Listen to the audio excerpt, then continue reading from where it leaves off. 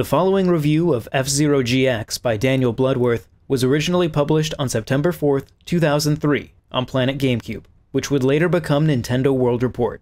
This is not a modern review of a classic game. Rather, it is contemporary to the game's original release. It is therefore not subject to nostalgia or modern preconceptions. It is being read by its original author. Enjoy.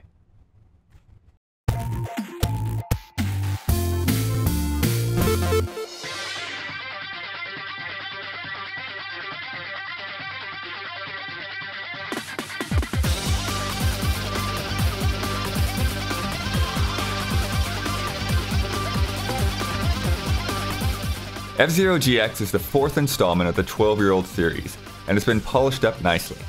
The game has been fleshed out with a variety of modes and extras, the music is excellent, the graphics are finally worth showing off in screenshots, and although speed has never been a problem, it's been pumped up a notch too. One of the first things anyone should know is that this game will eat your memory card. Your standard game data only takes 4 blocks, but there are a number of optional features that will use up additional space.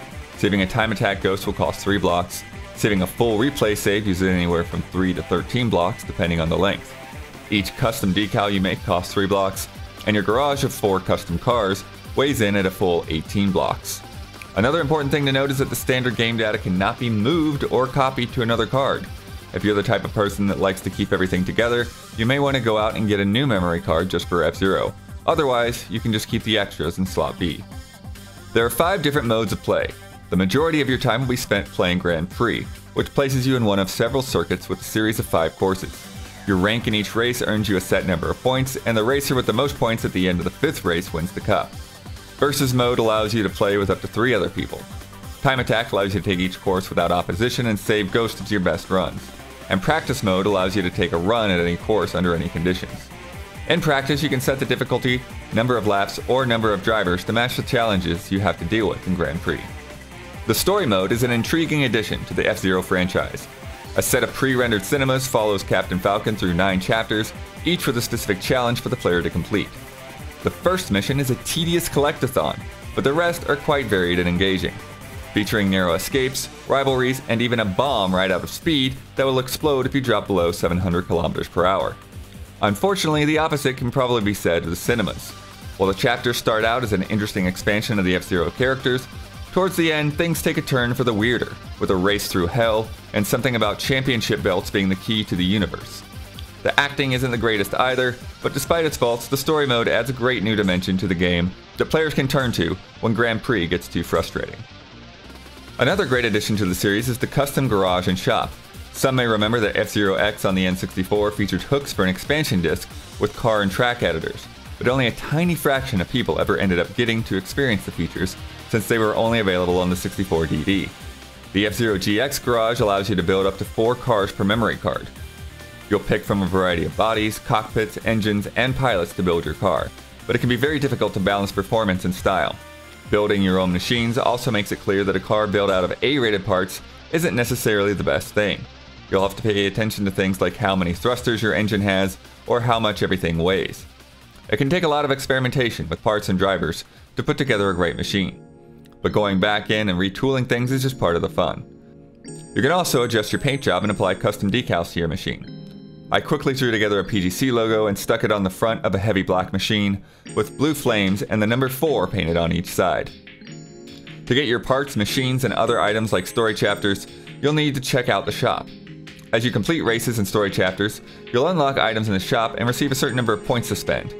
You'll use the points to purchase what you want, but most of the time there will be far more available than you can buy, so you have to decide whether you want a new machine, new custom parts, or a new story chapter. On top of all this, F-Zero GX is Nintendo's key to re-entering the arcades. The Gamecube game connects with the upcoming F-Zero AX, and if you take your memory card with you, you can bring home the tracks, drivers, and custom parts from the arcade. Being able to take cars from home to the arcade and vice versa is a great incentive, but if you don't live anywhere near the arcade, don't be bitter that things are locked away from reach. What Nintendo doesn't want you to know is that pretty much all the arcade goodies can be unlocked through other means. You'll just have to be a master to do it. On the N64, F-Zero's graphics took a backseat to speed and track design, but this time around Nintendo and Amusement Vision have given the game stunning detail to match. Textures are varied and detailed, The driver and flight stick are visible inside the cockpit. There are a ton of trees, buildings, and other background elements whizzing by, and the frame rate only rarely drops below 60 frames per second, even in widescreen and progressive scan modes. Sound is the only element worth griping about. The first thing I noticed was that it seemed as if I could barely hear the sound effects, and that there was no level to turn the music down. It would have been so much more involving if you heard big pod racer style engines shooting past you, and loud booms of thunder on the lightning tracks. Fortunately, while the sound effects may take a backseat to the music is excellent, consisting of various techno beats and ripping guitars. All the pilots even have unique songs that can be heard while examining the pilot profiles. There is some hair rock in the game that's so dated it's hilarious, but the soundtrack is definitely worth picking up when it becomes available. The acting is standard Sega fare, very similar to Shenmue. It's bad, but like some of the songs, it's so funny that you'll want to check out all of the F-Zero TV interview questions, just to hear how crazy the comments can get.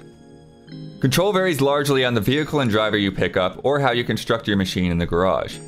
Each car and driver has its own attributes, and different vehicles handled certain tracks better than others. F-Zero GX is also compatible with the Logitech Speed Force, but you don't want to buy a wheel just for this game.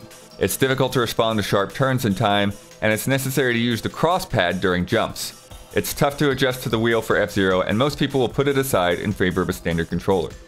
Overall, the control system stays true to the series' roots, and will feel at home to any F-Zero veteran. And if you don't like the button configuration, it's fully customizable as well. F-Zero has always been about checking out wild tracks on the lower difficulty settings, and yelling at cars bumping you off the road at higher difficulties. In those regards, nothing has changed. The speed has been bumped up, the tracks have gotten wilder, and the new story and garage modes add further depth to the series. Finished all 3 cups? Here's another. Finished expert difficulty? Move on to master. There are more than 40 vehicles and 25 tracks, and even the die-hard will have a hard time unlocking all of them. Whether you choose to run to the arcade or beat the toughest parts of the game, getting everything is no easy task. What this all adds up to is a thoroughly complete F-Zero experience. It leaves you wondering what they could possibly bring to the table next time around. The return of the track editor or X-Cup? A better storyline and better voice acting? With excellent control, track design, graphics, sound, and customization, this is clearly the best F-Zero game in the series, and one of the best games on Gamecube overall. 5 years ago, no one would have ever thought of Sega and Nintendo working together, but their collaboration has resulted in one of the fastest and most enjoyable racing games ever conceived. To put it quite simply, this is F-Zero perfected. This video was made possible by our generous supporters on Patreon. Check out patreon.com/NWR for all the details.